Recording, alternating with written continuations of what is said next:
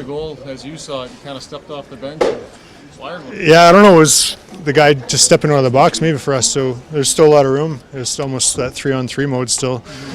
So just a lot of open ice. It was just kind of sitting there in the middle, and I wasn't about to try anything too fancy. So just kind of old school, stop up and whack it.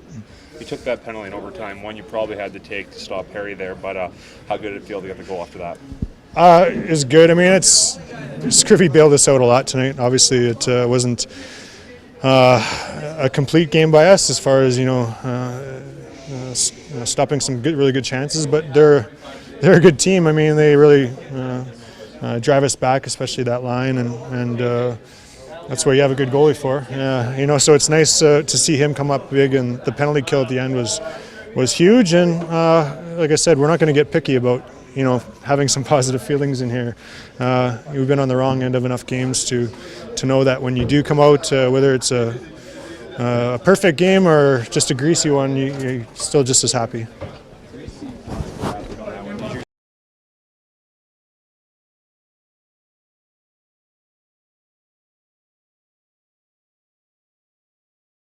Yeah, it was. I don't know what to say. It was incredible. I know it's something you wait your whole life for. I mean, it's happened. You have it. Just take us through a little bit what you feel right now. It's a lot of emotions right now. I don't remember the goal even. It's just like a blackout. It will take a little bit of time to sink in, of course, but it was very fun to do it tonight when we won a game like this too. So it feels amazing. This is a night where you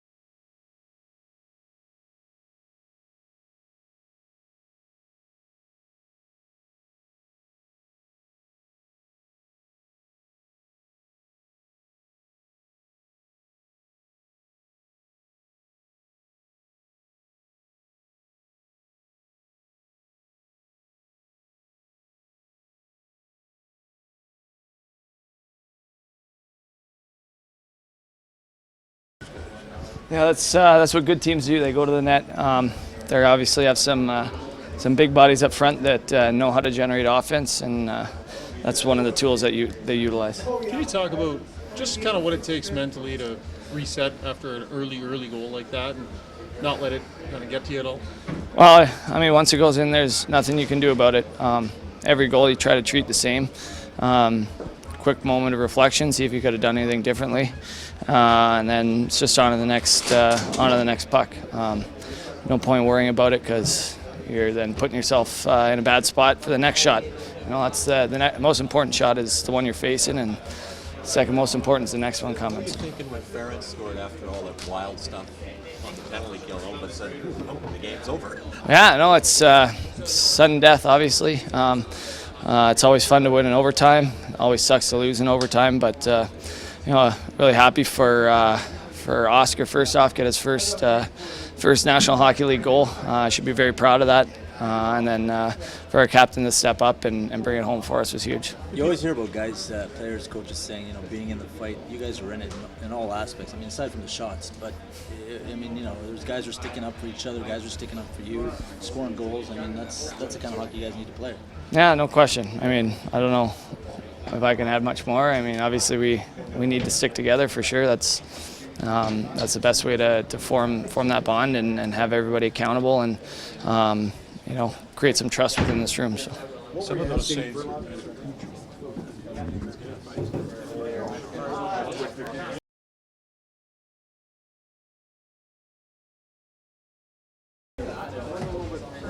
Good job, Nash.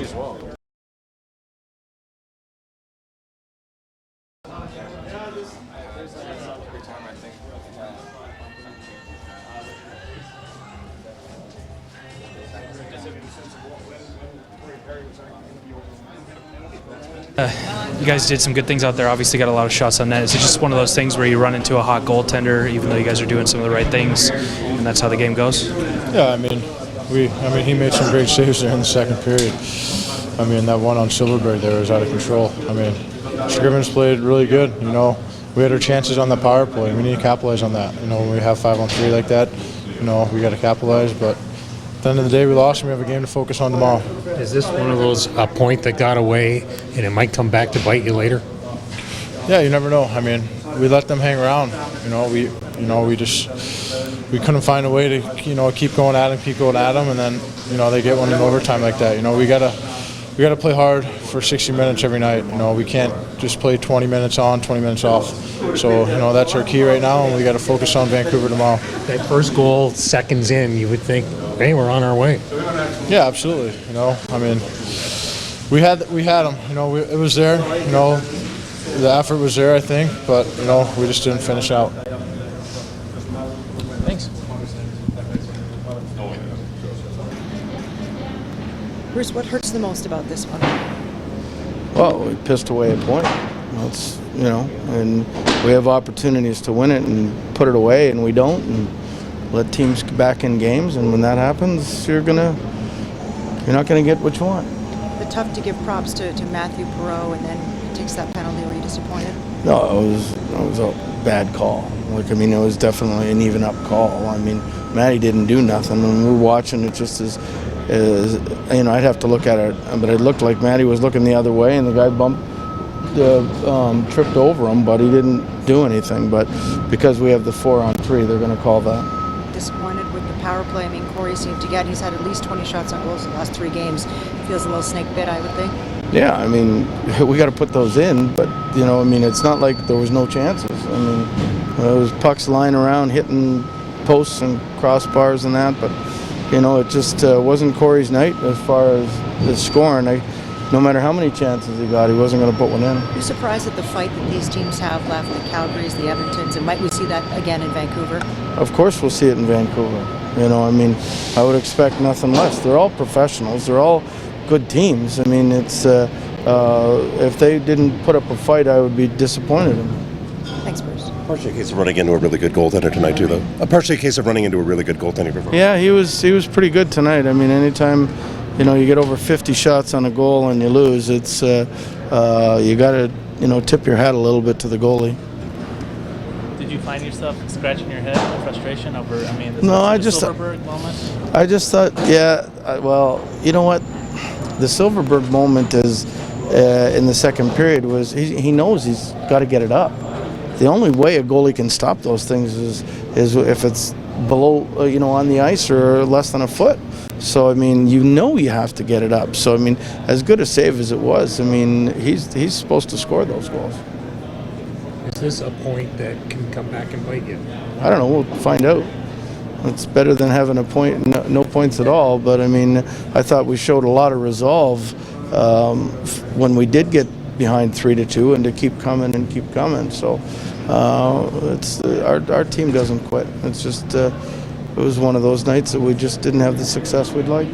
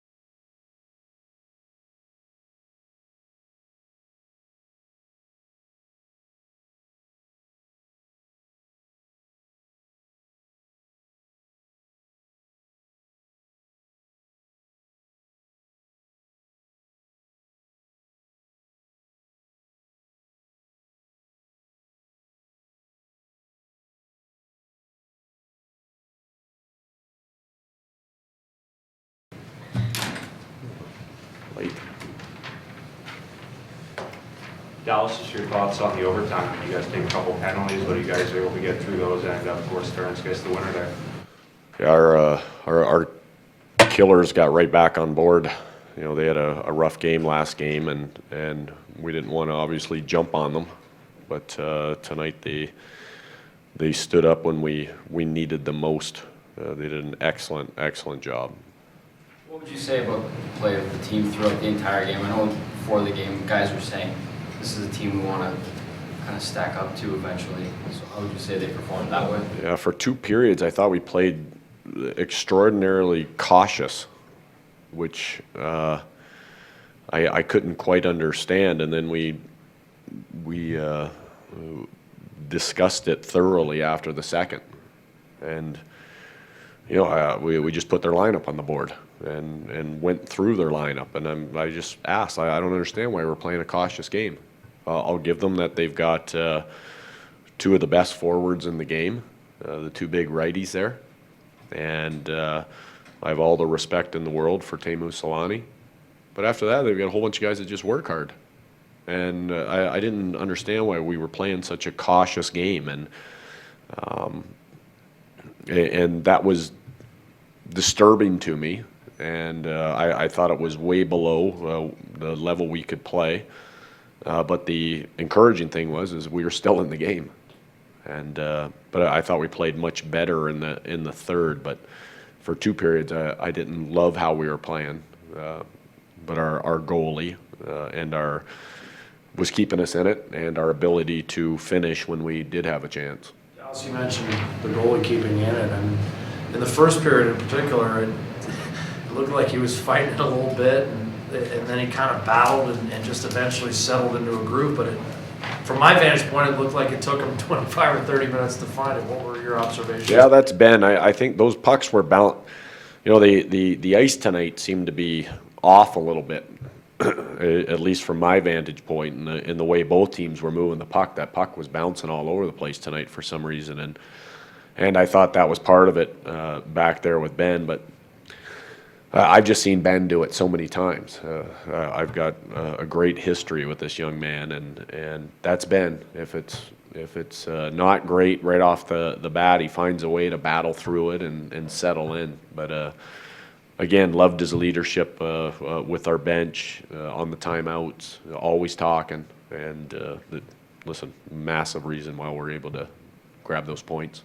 Oscar Klefbom seems to be improving exponentially here with every game. Is that just a confidence thing, or do you see him just, what do you see out of him lately? Yeah, I think that's exactly what it is. I think you hit it right on the head perfectly. He's settling into his own skin, and he's getting to know the guys, and and once you play against those big players, so again tonight he's out there against the two big boys. So now the next game, it's, oh hey, who do they have? Well, I already played against Getzlaff and Perry. It turns into a little bit of a numbing effect for him. So yeah, I like how he's settled in. He's learning lots in the short amount of games that we have left. Dallas, you mentioned your team playing cautious. Was that the reasoning why you put the kid line back together? Yeah, well, something happened there where we got. I can't remember, but for some reason in my head I've got it. I threw Halsey out there because we were coming up to a timeout, and we had lost Pitlick, I think, somewhere in there. So I was starting to move Lander, but I knew we had a whistle coming, so I was going to double shift Halsey, and when I put him out there, that line lit up, and so I just thought we could keep rolling along with it. That was about it. Sometimes that happens. You put a guy back with two, and the whole line lights up, so we just decided to let him roll with it. Good. Thanks, guys.